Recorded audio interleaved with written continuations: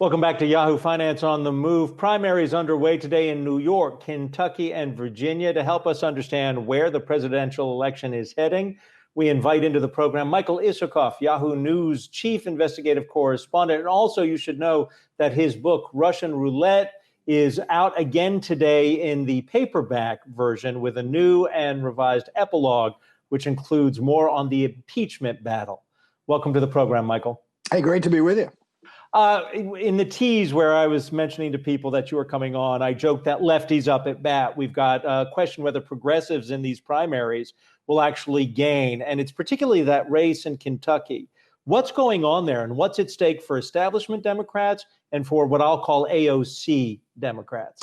Well, yeah, look, a lot of people are going to be watching these races for precisely that reason, just how much strength the progressive base has right now. There's a sense it's been emboldened by the Black Lives Matter protests, and that's where the energy and enthusiasm is right now. Kentucky is going to be closely watched, but also don't forget some of these primary races in New York, where you have two veteran Democratic congressmen, Eliot Engel, the chairman of the Foreign Relations Committee, and Jerry Nadler, the chairman of the Judiciary Committee, both facing challenges from leftist progressives. Engel, there's a real concern, I think, on his camp that he's got a very stiff challenge on it. Michael, it's Julie here. So what then is that the most sort of central question in these primaries is, as Adam put it, between establishment Democrats and AOC or more far left Democrats? Is that the central question, or are there other things that we should be watching? And as always in these primaries and with all of these sort of regional races, the conventional wisdom also tends to be, well, it sort of depends on the candidate more than that bigger overarching philosophy. What do you think? Right. Well, look, there's always lots of factors in these races, right? I mean, incumbents are entrenched. They've been there for years. How much are they paying attention to their districts, to their communities? And that was a big factor in the defeat of Joe Crowley by AOC a few years ago. And if Engel and possibly Nadler go down, I think that it will be seen, in part through that lens as well. You have incumbents who, have taken re-election for granted over the years and grow, or a perception grows that they're out of touch with their districts. But clearly, I think the energy, the fact that you have the energy, so much energy on the left right now, I think poses a big problem for some of these incumbents. So let's talk about the presidential election, Michael, and specifically Joe Biden's vetting of VP candidates. Wouldn't he want to go with someone, say, like Val Demings, because it might help win Florida? Or this news today that he's now vetting Karen Bass, Representative Bass, who chairs the Congressional Black Caucus. Yeah, look, these vetting exercises are always somewhat public theater. A lot of it's put out there to show the sort of wide range of candidates that are being considered. But I think at the end of the day, to me, it looks like, Kamala Harris seems to be the formidable front runner, I think, because she checks off enough of the boxes, first and foremost, that she's a United States senator. She's got experience on the national stage. And I think Biden has always said that, his first criteria is my vice presidential pick going to be somebody ready to become president?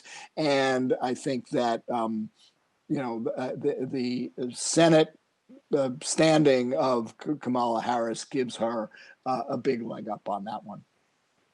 Michael, Ines Ferre here. We saw last night Peter Navarro walking back his statement regarding the trade deal. Regardless of what he said, though, during that interview, it seemed that tensions between the U.S. and China are kind of high. Is there a potential for China to perhaps do something that would put that deal at risk and that would affect the outcome of the election? How concerned do you think are you about this U.S.-China relations and the deal and the outcome? Well, let's not forget, the stunning revelations in John Bolton's book, in which he describes how the president, openly asked President Xi to help him win re-election by signing the trade deal, by going through with it, but also the appalling account of Trump giving a green light to the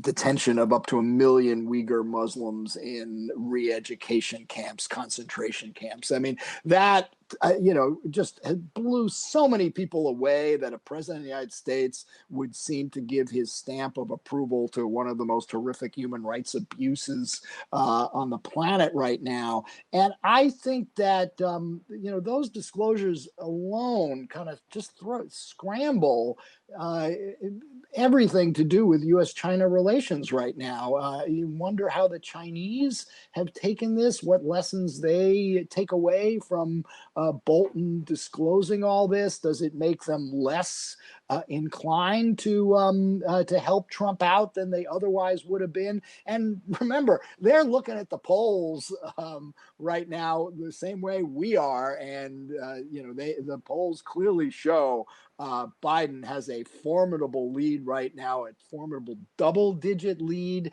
and well, I think the Chinese are likely looking beyond Trump to Biden. You talk about the lead. Let's talk about the money. I mean, Biden outraised Trump, and it was Biden and the DNC. 81 million did they report for May, where Trump and the RNC were reporting 74 million raised. So, you look at that, and it's just 1 month at this point. But then you look at the rally in Tulsa, where it was at 6,300 people. Is that necessarily, are these different issues, or are these trouble issues for the Republicans? No, I mean, these are, they're two sides of the same coin, where you have a president who is counting on running for re-election on his the strong American economy, which was before the pandemic hit. Unemployment was at historic lows, and growth and the stock market were booming. Right now, people are suffering. We have this spike in coronavirus cases in, as many as 20 states right now, including a lot of red states that were viewed as Trump friendly. So I think that, there's no getting around the fact that the president is in a whale of trouble. And if the election were held today, he would go down to a resounding defeat. Michael, it's Brian Chung here. On the fundraising point, how important will former President Obama's role be when it comes to the Biden campaign as we kind of shift the focus from the primaries to the general election? Is it assumed that he'll take on a larger role? We do know that the former president will be at a fundraiser with Vice President Biden next week. Do you expect to see that as a more common, visual in the next few months? Yes. I mean, I think Obama has made clear he's going to do everything he can to elect his former vice president, Joe Biden. He made that clear. We were the first to report and got a copy of that tape conversation Obama had with several thousand of his former administration officials last month, in which he, unloaded on Trump and talked about what a disaster his pandemic performance was, how he had jeopardized the rule of law in the Michael Flynn case. So I think Obama is energized, and I think you're going to see him play a very big role in this fall's election. All right, Michael Isikoff, want to remind everybody that your book, Russian Roulette, the paperback version, is out today, and there's a revised and expanded new epilogue regarding the impeachment. There it is. For Yep. anybody We appreciate your wanna being see. here. Sure. Just want to remind everybody that you are the chief investigative correspondent at our sister company, Yahoo News. All the best to you. Hey investors, Zach Guzman here. Are you interested in learning more about the markets and getting the latest financial news? Well, then click right here to subscribe to our Yahoo Finance YouTube channel. Get the latest up-to-the-minute market analysis, big interviews in the world of finance, and information on how to manage your money every day wherever you are.